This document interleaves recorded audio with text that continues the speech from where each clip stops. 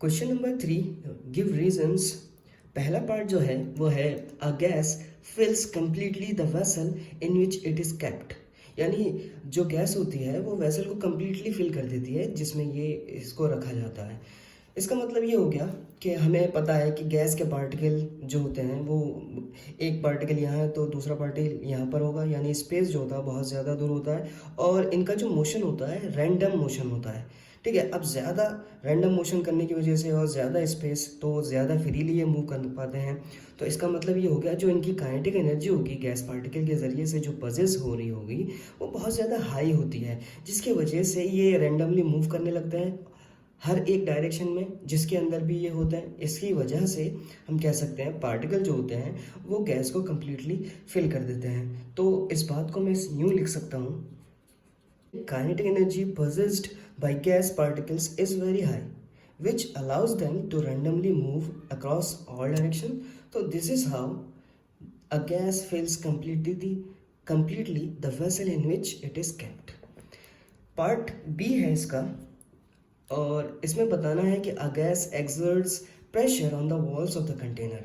ठीक है, तो गैस के मॉलिक्यूल्स, अब जाहिर सी बात है काइनेटिक एनर्जी हाई होने की वजह से उनका रैंडम मोशन हर एक डायरेक्शन में होता है और ये बहुत ज़्यादा मूव भी करते हैं काइनेटिक एनर्जी हाई होने की वजह से।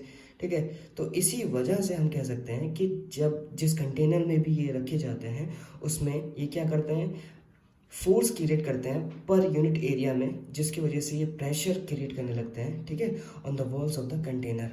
तो इस बात को मैं लिख सकता हूँ, यानी particles of gas possessed high kinetic energy due to which they are under constant constant motion inside the container in random motion, which causes them to hit the walls of the container and create vibrations. These vibrations with the walls of container generate pressure।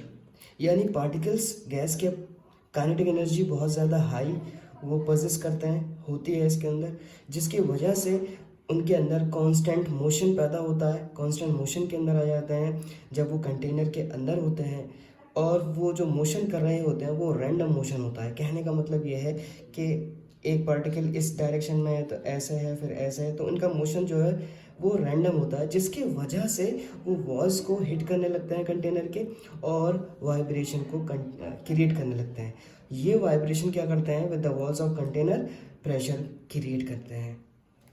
Part C, a wooden table should be called a solid. तो solid क्यों कहेंगे wooden table को?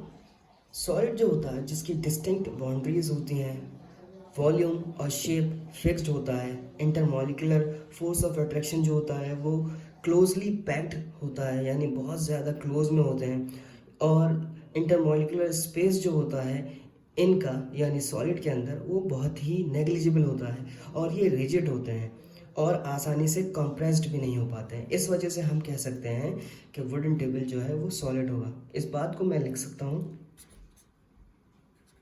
a wooden table should be called a solid due to it possesses definite shape, size and volume, intermolecular force of attraction between closely packed particles, and it is rigid, it is least compressible, और we can say ये least और negligible, इसकी जो compressibility होती है वो negligible होती है।